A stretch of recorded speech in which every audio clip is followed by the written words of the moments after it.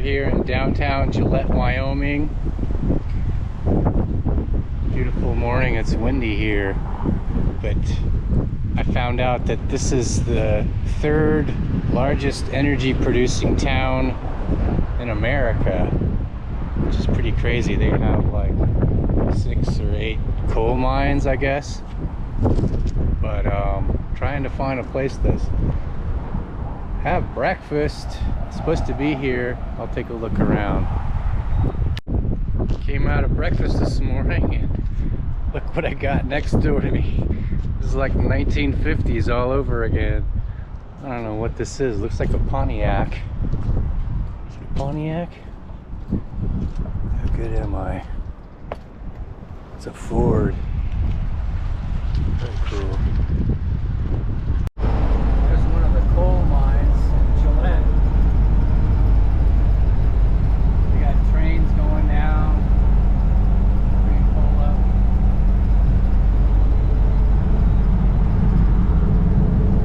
Something over there too. Today we're going to Custer State Park in the Black Hills, just below Mount Rushmore, and camp a couple of days. We're in Black Hills National Forest now,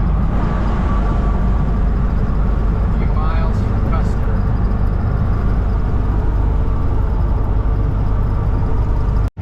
Here we are in lovely downtown Custer. Cute little downtown area.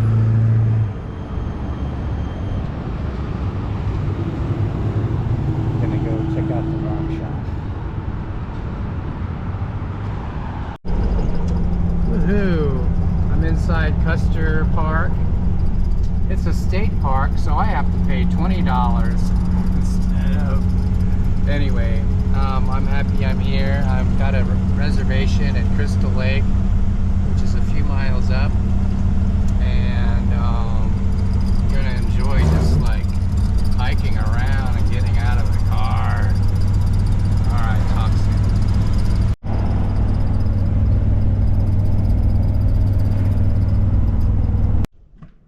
soon. Make so many new friends with this car. Had a nice talk with him at my campsite.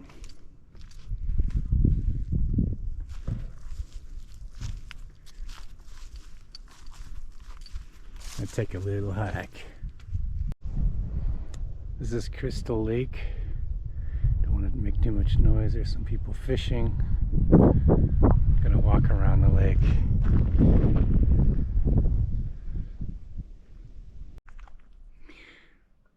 I wanted to revisit my story about the shifter braking.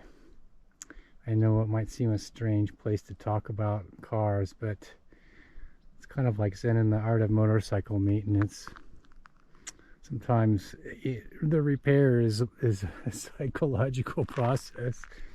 But anyway, I was going into crossing eastern Nevada, and I stopped for gas, and all of a sudden I didn't have first or second gear.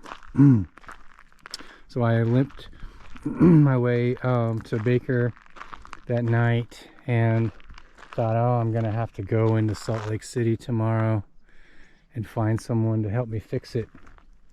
And I called several places and they weren't available.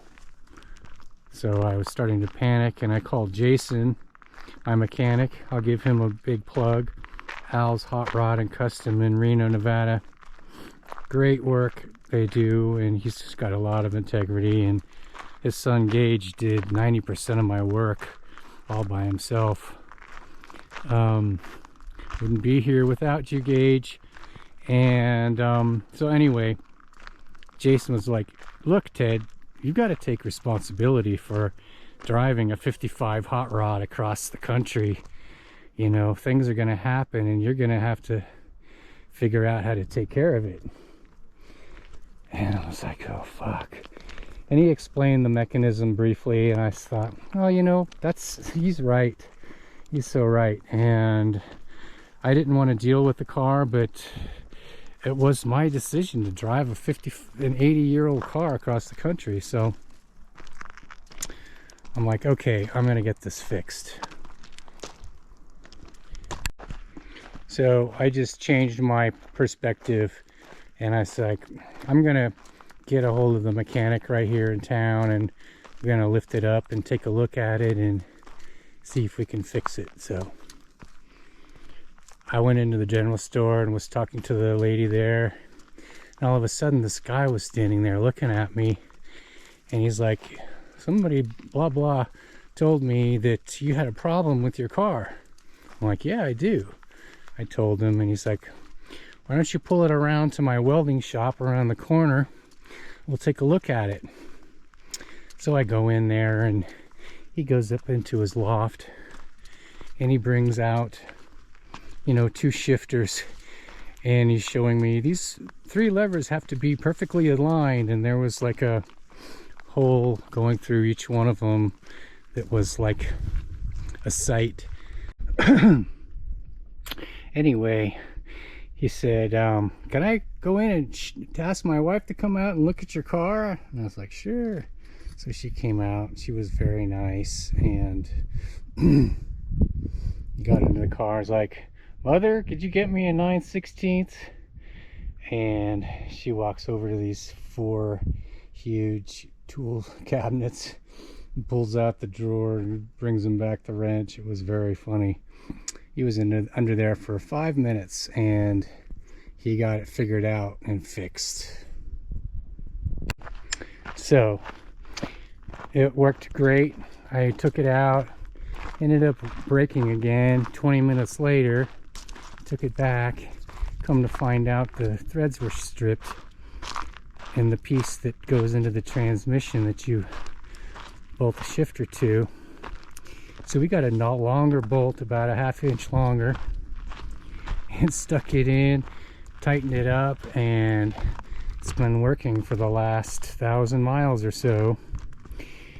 And so anyway, to me it just shows I just changed my perspective, my outlook on what I needed to do,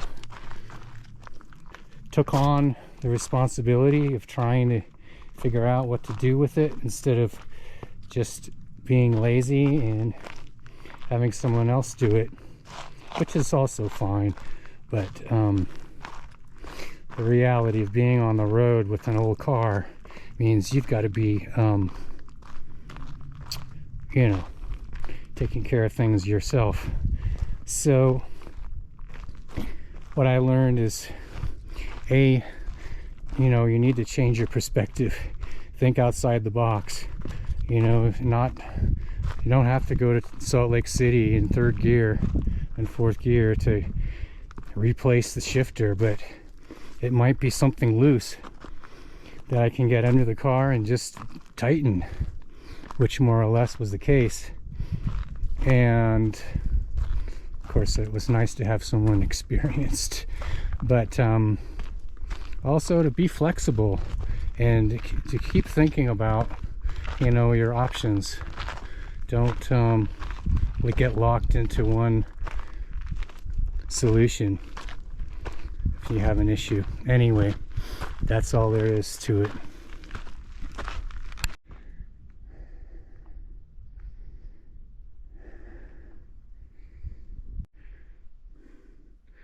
Here's a new perspective.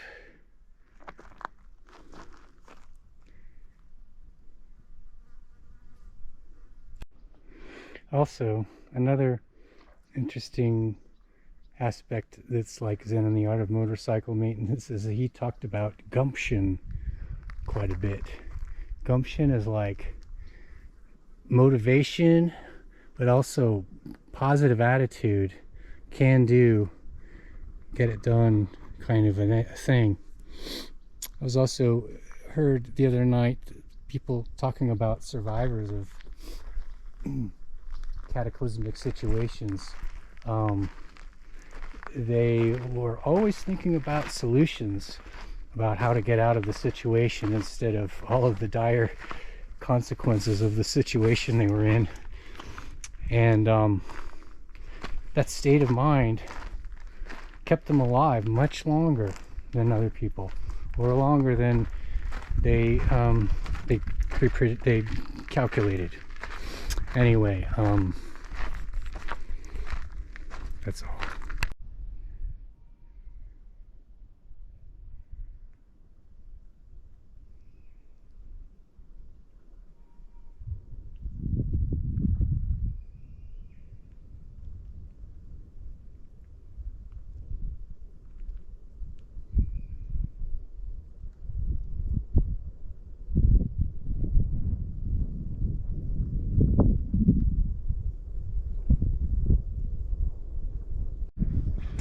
The lady at the rock store told me today that South Dakota is the mineral capital of North America. She said they have every mineral except emeralds, rubies, and diamonds. Of course, gold and silver, and I got quite a few different things today.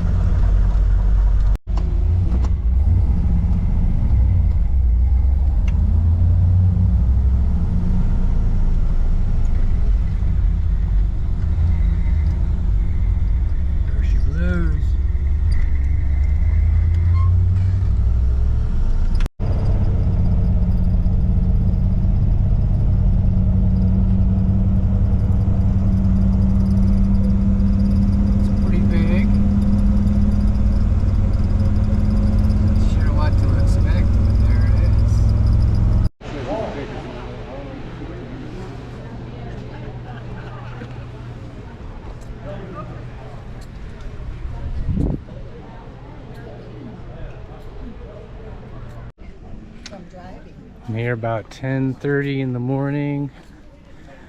It's a beautiful day. A lot of people say it's one of the best days they've seen. It's about 70 degrees.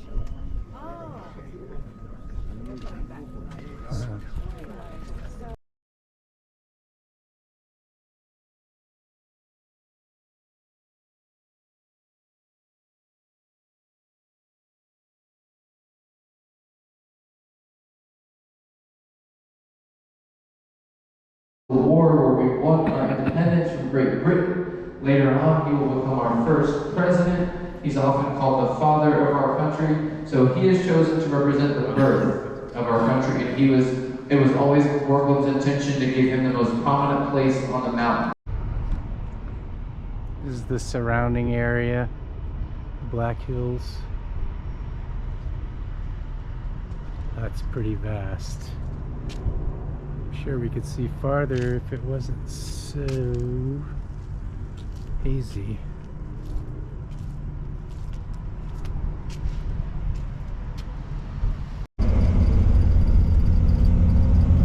Wow. These roads are a trip. Make sure there's no one coming.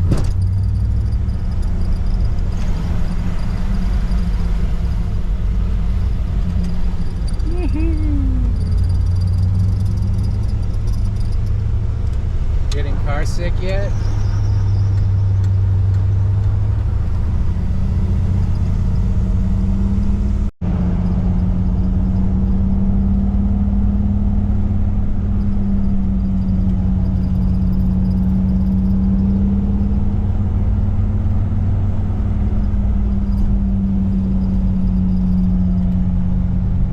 This is my private driveway, by the way.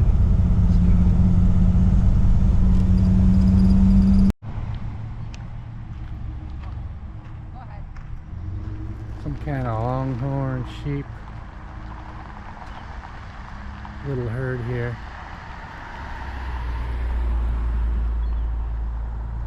Really cute. Little babies.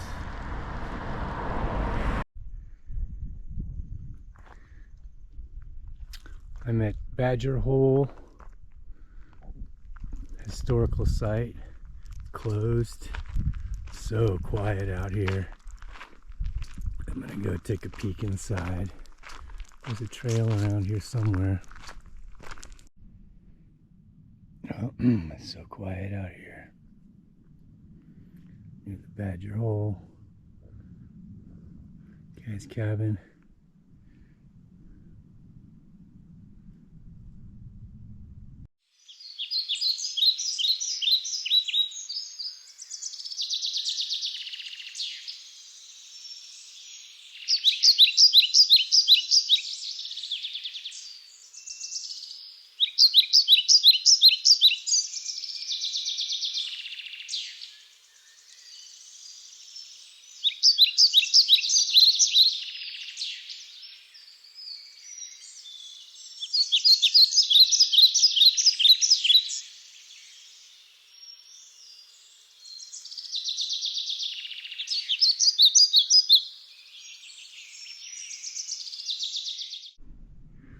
Yeah, it's beautiful over here. Starting to sprinkle a little bit. This is across the street in his front yard. Looks like there's a stream down there, but I'm not gonna go down there. But anyway, rolling hills. Nice. A few sprinkles of rain every now and then, and the birds chirping.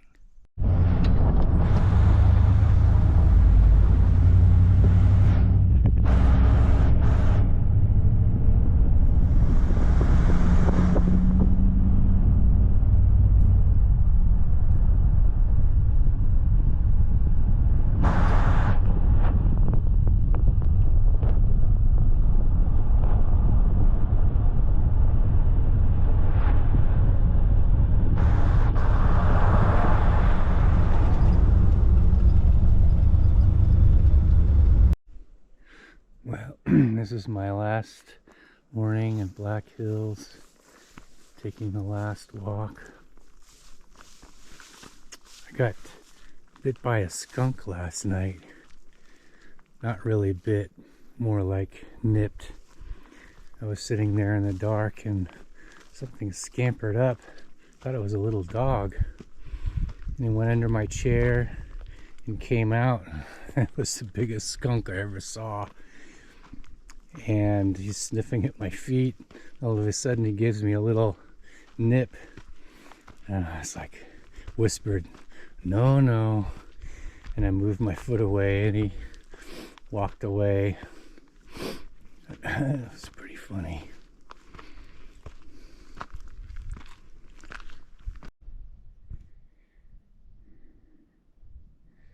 There's Center Lake that I walked around the other day.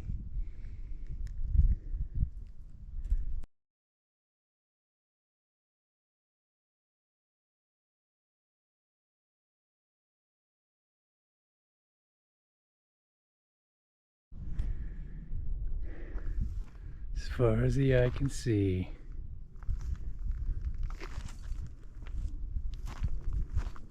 Of course, they have the telephone poles here too.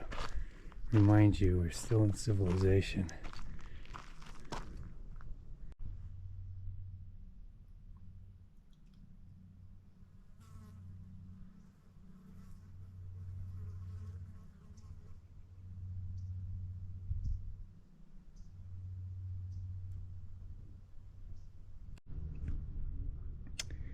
Beautiful. The question is, how do I get down? So I have to go back.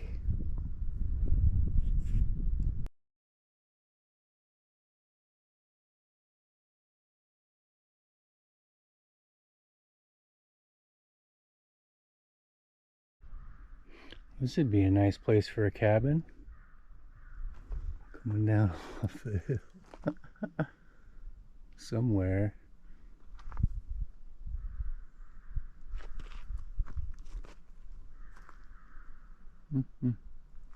Kinda steep.